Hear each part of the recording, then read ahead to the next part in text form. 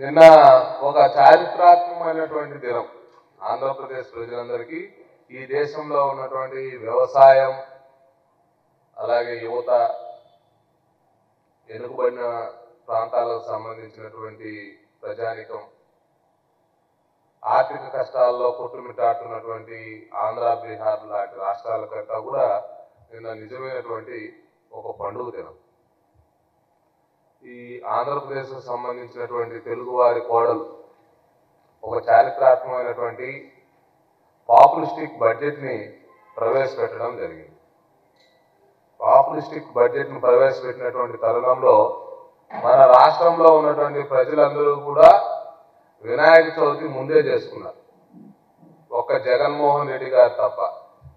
ఆయన సమర్థించలేనటువంటి విమర్శించలేనటువంటి స్థితిలో గొంతులో వెలకాయ పడ్డ చందంగా తయారైంది. ఆయనకు మాత్రమే ఈ బడ్జెట్ అనేది కొంత కటగింపుగా ఉంది. ఎందుకంటే తను సాధించలేనటువంటివి, తన హయాంలో చేయలేనటువంటివి, తన హయాంలో దక్కనటువంటివి ఏవైతే ఉన్నాయో ఈ ఎన్డీఏ కూటమి విజయం సాధించిన తర్వాత ఆంధ్రప్రదేశ్లో రాబోయే రోజుల్లో అమరావతి నుంచి అనేక రకాలైనటువంటి ప్రాజెక్టులు అనేవి కూడా వేగవంతంగా ముందుకు పోతాయనేటువంటి విషయం తేటతెల్లమైంది. నిన్న బడ్జెట్ ప్రవేశపెట్టినటువంటి తరుణంలో అందుకే జగన్మోహన్ రెడ్డి గారు ఆ బడ్జెట్కు సంబంధించినటువంటి విషయంలో ఇప్పటి వరకు కూడా ప్రజలకు ఏ విషయాన్ని చెప్పే ప్రయత్నం చేయలే. ఆంధ్రప్రదేశ్కు సంబంధించినటువంటి అమరావతిని జగన్మోహన్ రెడ్డి నిర్లక్ష్యం చేశాడు. దాన్ని సర్వనాశనం చేయాలనుకున్నాడు. ఆంధ్ర ప్రాంత ప్రజలందరూ కూడా ఏ కళ్ళ రాజధాని అమరావతి ఉండాలని భావించారో ఈ 5 సంవత్సరాల కాలంలో అధోగతి పాలు చేశాడు. ఈ రాష్ట్రానికి సంబంధించినటువంటి తెలుగు వాళ్ళందరూ కూడా పక్క దేశాల్లో పక్క రాష్ట్రాల్లో తిరుగుతున్నటువంటి క్రమంలో రాజధాని ఏది అంటే చెప్పుకోలేనటువంటి పరిస్థితి. ఆ రాష్ట్ర రాజధానులంతా కూడా వేగవంతంగా అభివృద్ధి చెందుతున్నటువంటి క్రమంలో అక్కడ అభివృద్ధిని చూసిన తర్వాత ఇలాగా మన సొంత రాష్ట్రంలో రాజధాని అభివృద్ధి జరగట్లేదే, మన రాజధాని కూడా అభివృద్ధి చెందినట్లయితే పక్క రాష్ట్రాలకు వలసపోవాల్సినటువంటి పరిస్థితి లేదే అని మదన పడేటువంటి చాలా మంది నవ యువకులందరికీ కూడా ఈరోజు అమరావతికి 15,000 కోట్ల రూపాయలు కేటాయించడం, అదే సమయంలో అన్నపూర్ణకు కేర్ ఆఫ్ ఆంధ్రప్రదేశ్. అలాంటి పోలవరం మనందరికీ కూడా తెలుసు. రాష్ట్ర విభజన సమయంలో ఆనాడు వెంకయ్యనాయుడు గారు బీజేపీ పార్టీ తీవ్రంగా కృషి చేసి పోలవరాన్ని జాతీయ ప్రాజెక్టుగా కేంద్ర ప్రభుత్వంతో ఒప్పించడం, తర్వాత ముంపు మండలాలను చేర్పించడం తొలి క్యాబినెట్లోనే. ఇలాగా చేసిన తర్వాత ఆనాడు చంద్రబాబు నాయుడు ముఖ్యమంత్రిగా ఉన్నటువంటి సమయంలో వారి నాయకత్వంలో కేంద్రం యొక్క సహకారంతో వేగవంతంగా పనులు పూర్తయ్యాయి. కానీ జగన్మోహన్ రెడ్డి గారు అధికారంలోకి వచ్చిన తర్వాత కేవలం చంద్రబాబు నాయుడు గారి మీద ఉన్నటువంటి కోపమో లేకంటే తెలుగు వాళ్ళు ఆంధ్రప్రదేశ్లో ఉన్నటువంటి వ్యవసాయదారులు లబ్ధి పొందకూడదు అనుకున్నాడో ఏమో తెలియదు. కానీ ఆ పోలవరం ప్రాజెక్టుని అర్థాంతరంగా ఏ విధమైనటువంటి పరిస్థితి తీసుకొచ్చాడో మనందరం కూడా చూసాం.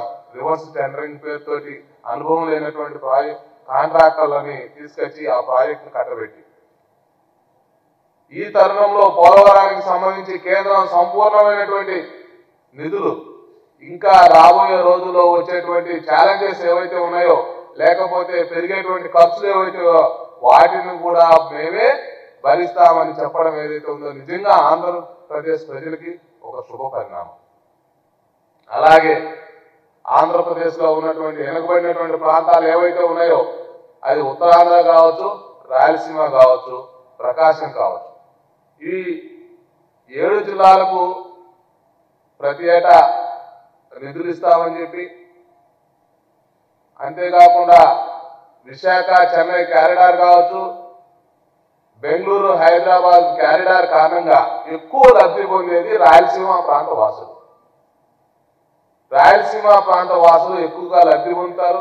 మీ అందరికీ తెలుసు ఈ దేశంలో పక్క రాష్ట్రాల్లో ఎవరైనా కూలీలు చేస్తున్నారన్నా లేకపోతే వంట మనుషులుగా పనిచేస్తున్నారన్నా డ్రైవర్లుగా పనిచేస్తున్నారన్నా గుమస్తాలుగా పనిచేస్తున్నారంటే వాళ్ళందరూ కూడా ఉత్తరాంధ్ర వాళ్ళనే అయింటారు, లేదంటే రాయలసీమ వాళ్ళనే అయింటారు.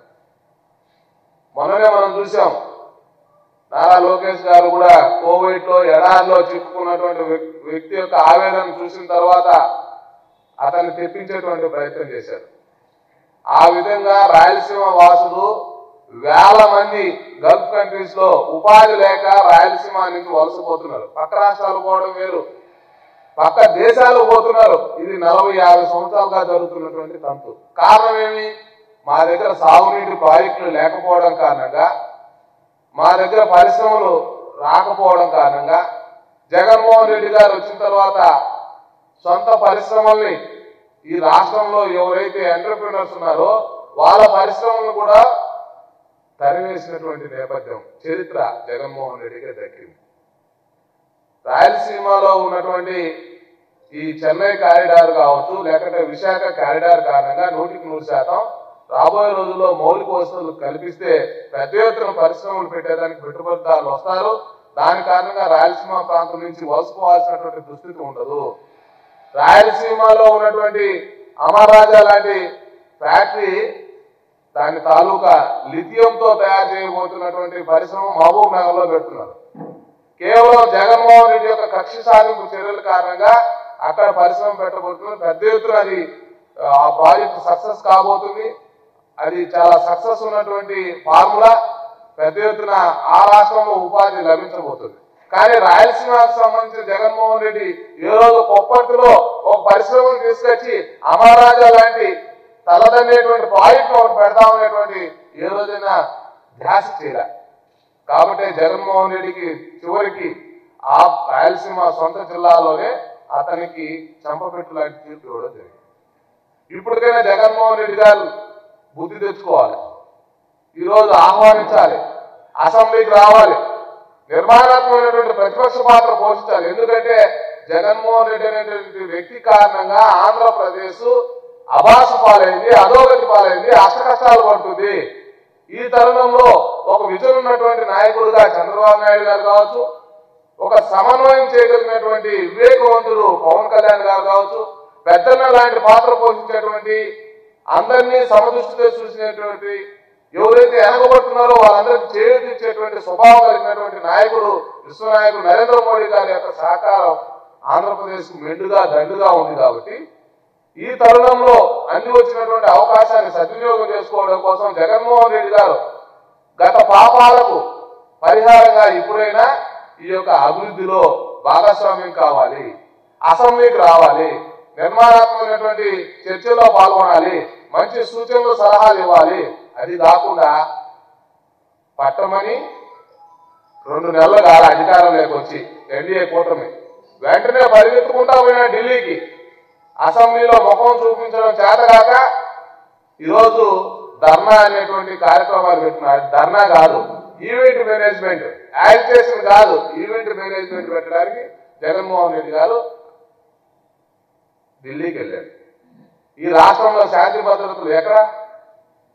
జగన్మోహన్ రెడ్డి గారు ఈ పులివెందుల తాలూకాలో ఏమన్నా లా అండ్ ఆర్డర్ గట్టి తప్పిందా? తప్పితే అక్కడ తప్పాలి. కడప జిల్లాలో ఎక్కడైనా జరిగినాయా ఇన్సిడెంట్స్? జరగలేదే.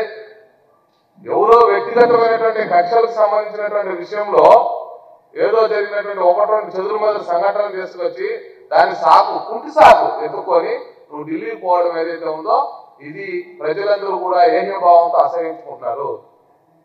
ఈ రాష్ట్రంలో డోర్ డెలివరీ చేసినటువంటి హంతకులు ఎవరైతే ఉన్నారో వాళ్ళే ఈరోజు లా అండ్ ఆర్డర్ గురించి మాట్లాడుతుంటే ఈ ప్రజలు నవ్వుకునేటువంటి పరిస్థితి. ముఖ్యంగా ఆంధ్రప్రదేశ్ చాలా పరుగులు పెట్టబోతుంది ఎన్డీఏ నాయకత్వంలో. ముఖ్యంగా మీరు తీసుకోండి, గతంలో 2014-19 కాల వ్యవధిలో కూడా అనేక పైలట్ ప్రాజెక్ట్స్ అన్ని కూడా ఆంధ్రప్రదేశ్కి వచ్చేది. ఏ పైలట్ ప్రాజెక్ట్ ప్రవేశపెట్టిన కేంద్రం దాంట్లో ఆంధ్రప్రదేశ్ కూడా సెలెక్ట్ అయ్యేది.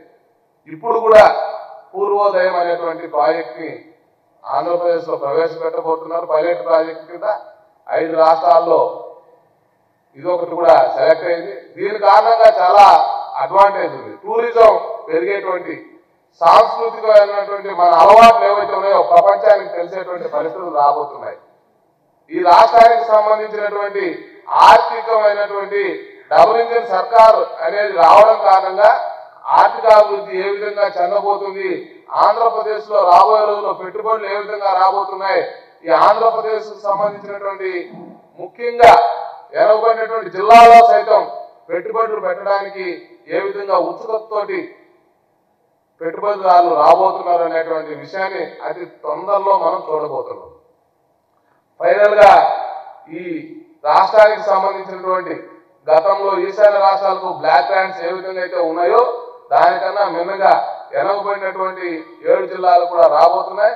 7 జిల్లాల్లో కూడా ఉపాధి అవకాశాలు మెరుగుపడడానికి ఈ యొక్క చెన్నై కారిడార్ కావచ్చు, లేకపోతే విశాఖ కారిడార్ కూడా మనకు ఇతోధికంగా ఉపయోగపడుతుంది. ఆంధ్రప్రదేశ్ భారతీయ జనతా పార్టీ కూడా మాకున్నటువంటి కేంద్రంతో ఉన్నటువంటి పరపతి లైసెన్సింగ్ కారణంగా ఆంధ్రప్రదేశ్ అభివృద్ధికి భారతీయ జనతా పార్టీ నిరంతరం కష్టపడుతూనే ఉంటుంది.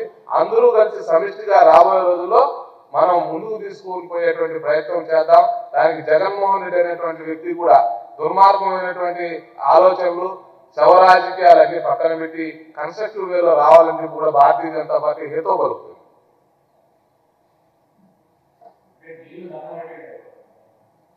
ఢిల్లీలో జగన్మోహన్ రెడ్డి ధర్నా పెడితే ఎవరన్నా దాన్ని సీరియస్ గా తీసుకుంటారా? అందరికీ తెలుసు, సామాన్యులు కూడా ఆయన అసెంబ్లీలో అడుగు పెట్టడం చేత కావట్లేదు, భయపడిపోతున్నాడు. కాబట్టి దాన్ని ఒక ఆయన ఈవెంట్ మేనేజ్మెంట్ చేయడంలో ఆరితేరినటువంటి వ్యక్తి. గతంలో కూడా మనం చూసాం, జగన్మోహన్ రెడ్డి అనేటువంటి వ్యక్తి క్రైసిస్ లో తప్పించుకునేటువంటి ప్రయత్నం చేస్తాడు. క్రైసిస్ మేనేజ్మెంట్ చేయడం చేత కాదు అతనికి, అడ్మినిస్ట్రేషన్ చేయడం చేత కాదు, క్రైసిస్ ని ఎదుర్కోవడం చేత కాదు.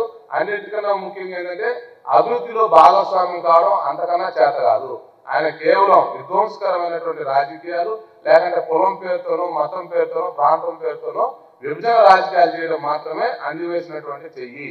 లేదా అవినీతికి సంబంధించినటువంటి విషయంలో ఆయన ఏ విధంగా ఈ దేశంలో ఉన్నటువంటి మిగతా ముఖ్యమంత్రులు రాజకీయ నాయకుల కన్నా కూడా ఒక అడుగు ముందుంటాడు అనేటువంటి విషయం మనం చూసాం. ఆయన పాలన కాలంలో కావచ్చు, లేకపోతే తన తండ్రి అధికారాన్ని అడ్డు పెట్టుకొని ఏ విధంగా చేశాడో అవన్నీ కూడా మనం చూసాం ఒక ఉదాహరణలు. అదే సమయంలో మన అన్నమయ్య జిల్లాకు సంబంధించినటువంటి విషయంలో కూడా పెద్దిరెడ్డి రామచంద్రారెడ్డి గారి యొక్క హస్తం పరోక్షంగాను ప్రత్యక్షంగాను అక్కడ ఉన్నటువంటి ఆ ఇన్సిడెంట్ ఏదైతే ఉందో మదనపల్లిలో దగ్ధమైనటువంటి రెవెన్యూ రికార్డ్స్ దాంట్లో కూడా ఉంది అని చెప్పి మా ప్రాంత ప్రజలందరూ కూడా 100% విశ్వసిస్తున్నారు. అదే విషయాన్ని మన ఏజెన్సీస్ కూడా చెప్తున్నాయి. కాబట్టి మేము చెప్తున్నాం, ఇంకా చాలా క్షేత్రస్థాయిలో సూక్ష్మ దృష్టితోటి అన్ని విషయాల మీద దృష్టి పెట్టి నిజాలు బయటికి రావాలి. దానికి ఎవరైతే కారకులు ఉన్నారో వాళ్ళందరినీ శిక్షించాలి. అన్నమయ్య జిల్లాలో కబ్జాకు గురైనటువంటి ప్రతి సెంటు పేదవాడికి ప్రభుత్వానికి దక్కాలి. పేదవాళ్ళ పేరు మీదంతా కూడా పెత్తందారుల చేతుల్లోకి భూములు పోయాయి. అది రాజంపేట మొదలుకొని మదనపల్లి వరకు, తమ్మలపల్లి వరకు పెద్ద ఎత్తున ఈ ల్యాండ్ మాఫియా చెలరేగిపోయింది. ఈ ల్యాండ్ మాఫియా చెలరేగిపోయినటువంటి అతి 3 పాయింట్లు ఏదైతే పొంగనూరు, మదనపల్లి, తమ్మలపల్లి, రాజంపేట ఈ 4 నియోజకవర్గాల్లో అత్యధికంగా ల్యాండ్ మాఫియా రెచ్చిపోయి పేదవాడి పేరు మీద కూడా చాలా భూముల్ని పెత్తందారుల చేతుల్లోకి తీసుకున్నారు. దాని మీద కూడా పూర్తి స్థాయిలో విచారణ చేసి వెంటనే చర్యలు తీసుకోవాలి. అంతేకాకుండా రాష్ట్ర ప్రభుత్వం వెంటనే ఈ రాష్ట్రంలో ఉన్నటువంటి అన్ని రెవెన్యూ కార్యాలయాల మీద ఒక డేగతను వేయాలని చెప్పి కూడా భారతీయ జనతా పార్టీ సూచన చేస్తుంది.